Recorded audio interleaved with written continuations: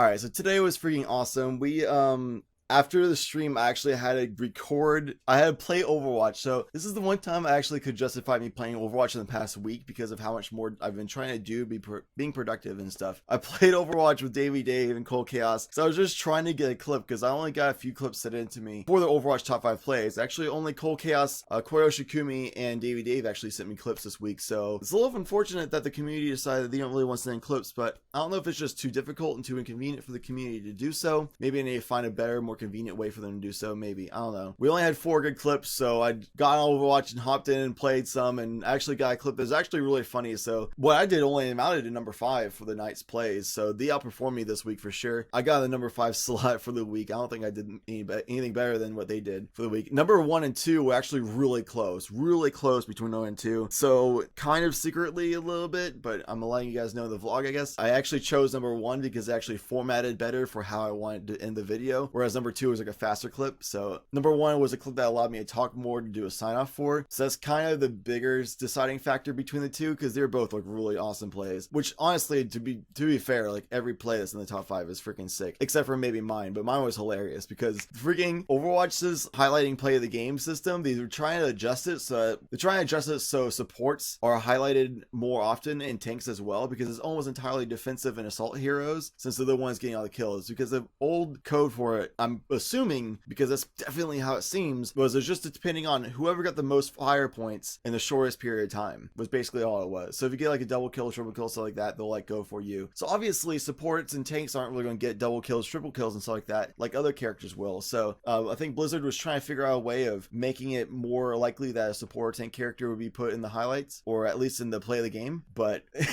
the Mercy just healed. She just held the right trigger. That's all she did. Then she flew up to her balcony, didn't do anything on the balcony, and then flew back down to this guy died and res one person. Like, it was hilarious, and we just cracked up in the video. You can hear us in the video for the Overwatch top 5, which is a little bit of a spoiler, but I don't want to talk about what the other stuff is, because obviously you gotta watch the video. So that video actually is released at 4 p.m. while this vlog is released at 2 p.m. So that's every Friday at 4 p.m. that top 5 weekly plays video is released. Be sure to watch that as well. That's Eastern time, of course, because that's where I'm in. That video is actually currently exporting while recording this, so multitasking, time management, hooray. Speaking of the weekly top 5 video though, I'm thinking about and probably going to do a weekly top 5 Destiny plays instead. I don't think I'm going to stop doing Overwatch top 5 plays, but I'll probably do like a rotating schedule, or just make it the weekly top 5 plays. I'll make it for one game kind of a deal, and it might end up being Destiny only. We'll see. This is largely in part because no community members sent me any plays whatsoever for both weeks of Overwatch. I kind of figured first week they probably wouldn't, because I was just now starting it, but once they see the video, maybe they'll then want to send in submissions. But then nobody sent in submissions whatsoever outside of my clan Hopscotch Mafia for week 2, so kind of want to just not do it. And then I announced on stream today that I might do a weekly top 5 plays instead, and then immediately one guy sent me a clip for top 5 play submission, so I'm like, maybe I'll do Destiny instead for top 5 plays. So this upcoming week, I think I'm going to be doing a Destiny top 5 plays instead of Overwatch. I don't really have time management to do both as of right now. We'll see about how the future holds, but unless both of them get a huge traction and a lot of people want both, I probably won't do both, because it takes a lot of time to do it. It took me an hour and a half for doing this video, and it's only like an almost 4-minute long video, so an hour and a half just in that time. Though Destiny top 5 plays will be a lot faster, most likely, because it's probably always going to be like, oh, I just quickly got this 3-piece headshot,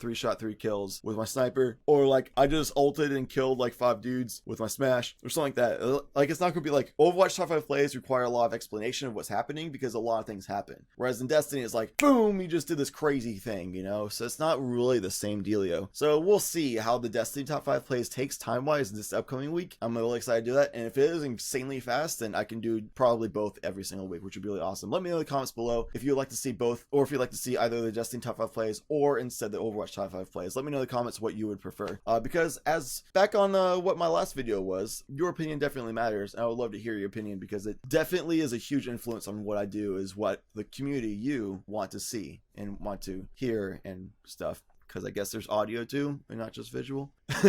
Anyway, speaking of Destiny though, on today's stream I played a lot of Titan. I played a little bit of Warlock. I played Sunsinger for like 3 matches, and Voidwalker changes, they buff the Nova Bomb damage by 50% on PvP, plus if you use Lance perk node selected, then you get an additional 25% on top of that as well for damage boosting. So the Voidwalker subclass, only thing that's changed is the super does more damage, which means you can kill at a wider radius, basically, is what that means. The Fist of Havoc, by the way, I noticed today that the radius size for a kill is actually a lot wider. I died from freaking like downtown. I was like the 40-yard line. This guy's in an end zone and he freaking kills me. It's ridiculous. So that's basically the same thing for the Voidwalker. So I kind of figured that's kind of like the same. I didn't really need to play that. It's just easier to land your ultimate, basically. Stormcaller wasn't changed at all, so I didn't really need to play that. So I just played Sunsinger for a little bit. In all 3 games I played, I felt you'll be successful playing Sunsingers now for sure. And it's still a pretty strong class. Being able to self-res to like, you know, rally up your team and like clutch out around or something is still huge. Flame Shield, the 0.3-second delay additional to what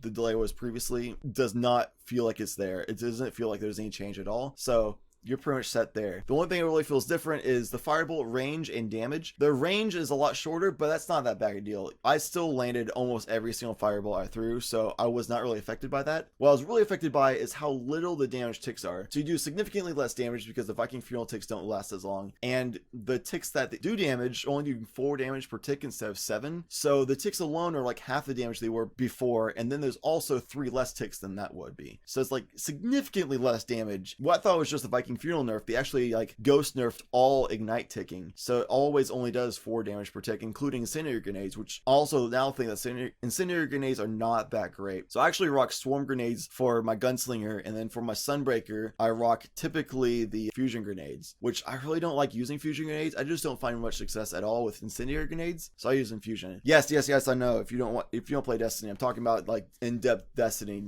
metagaming talk right now, so go ahead and skip to like a minute or 2 from now. But yeah, that's my life, man. Almost entirely Destiny, a little bit of Overwatch, and a little bit of other things here and there, but I don't even know what I was talking about at this point. Oh, right. So Sunsingers don't feel that strong with fireballs at all anymore. I still like, obviously they're still useful, and if you land a fireball on somebody, you shoot them and they die really fast, so the kill time on them is just as fast as before or faster, because you're actually currently shooting them with a 5% damage boost, which is pretty good, which by the way kind of counteracts the Doctrine of Passing nerf. So if you use Doctrine of Passing with a firebolt, you don't really feel much of a difference at all if they're ignited. So Doctrine Passing as a Sunsinger is pretty awesome still. Otherwise, Doctrine definitely feels that nerf at range. Close to medium range, you still feel fine with that. Grasp of Malik a lot more. That feels freaking awesome. The Last Word, I'm kind of indifferent about it. I kind of really love it, and I kind of really hate it. I think it really just depends on the situation and the maps and like what the team comps is, blah blah blah. I definitely wouldn't run it with a shotgun, would always run it with a sniper. When I played Titan though, after I finished playing Warlock, I went to Titans. I played Striker a lot tonight. I play a lot of Striker because I think that might be the best subclass in the meta leading up to this weekend and until basically the next patch, whatever that may be. Maybe even beyond it if they don't nerf it. But it feels insanely strong, and the only times I really found myself in a bad situation was because either I missed my snipes, and that's just on me, not the subclass, or I was really aggressive because when I play Titan Striker, really, and if I play any kind of Titan subclass, especially as a Striker, I feel like really obligated and really encouraged to go in there and just try to shotgun people constantly, and that's definitely not what you want to do if you want to snipe. And now my mentality originally is to shotgun, plus I think Titans were built to be shotgunners. The only problem for me though is I have a really hard time doing double carries, sometimes a hard time doing single carries, but I'm usually okay and get away with doing shotgunning on single carries. But when I do a double carry, if the 2 people I'm playing with aren't very good at the game, then I really need to be able to snipe to clutch out rounds, because shotgunning isn't